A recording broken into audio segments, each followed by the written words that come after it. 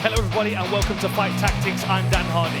Belfast is fast approaching and of course Darragh Kelly has stepped in on short notice to fill Paul Hughes' place and take on a very, very tough JJ Wilson. This is a really interesting fight because both of these guys are very well conditioned and very physically powerful. This is going to be a fast fight for as long as it lasts. I want to talk to you about Darragh Kelly first. In his last fight, he had this crushing submission where he put so much pressure onto the jaw of his opponent, he forced to tap in a rear naked choke position. I want to talk you through this though, because the way that he found himself in this position was beautiful. You can see him jabbing his way into range here, and his opponent clinches. And as soon as he feels that clinch, you see Darragh Kelly go to this beautiful judo throw. He throws his right leg inside, in between the legs of his opponent. He's also got the hook there, so he's throwing his opponent over, and then he posts on their head, forcing him to stay in that position. Then he's going to drop back and he's going to get the left hook in. That left leg inside there is a key. Now, as you can see here, there's an arm kind of lingering before it bites on the neck. The really interesting thing is how he plays this game. You can see his opponent Hamill's got control of this wrist. Now Darragh Kelly's going to use this arm, he's going to pull it out and he's going to start hammering into the side of the head of his opponent. That's going to distract him from this control. But what Darragh Kelly does is even more interesting to me. He leaves this arm hanging. You can see Hamill's defending himself from this hand, but Darragh Kelly's just leaving this arm hanging. He's not holding anything, he's not controlling anything.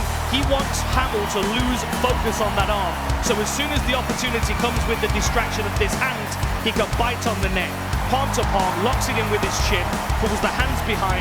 A really, really nice bite. Look how fast this is. He bites straight across as soon as his opponent's lost the focus. Palm to palm, his chin goes down to lock those hands in position. Then the next thing you're going to see is he's going to take those hands over the back of the shoulder and start to drive into the back at the same time as twisting the chin in an upward direction.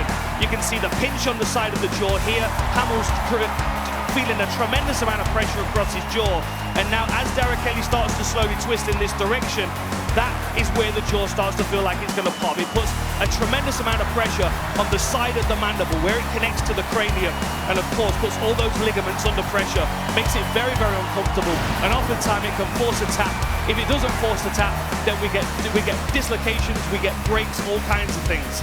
So on the other side, of course, JJ Wilson, he really wants to keep this fight standing. He wants to be flowing with his technique, but he's going to have to use this great balance and striking out of the clinch in order to stay there. This is really clever work, utilizing judo, much like Darragh Kelly does. He bars the leg. He uses this overhook here to start pivoting his opponent round, but not with the intention of taking him down.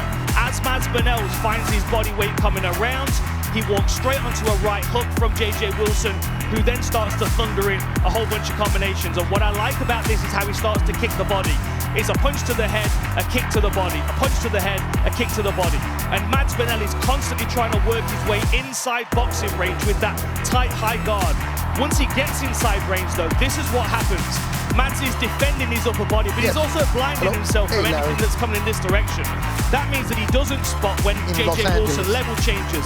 He's going to hook around his legs and he's going to drive him over through to where the referee is right now. Really good drive on the legs. Drive, drive, drive. Then this leg comes around to hook around the back of Mads Bennells' leg, takes him down, lands him in kind of a loose half guard position where JJ Wilson can then start to progress with his ground and pound.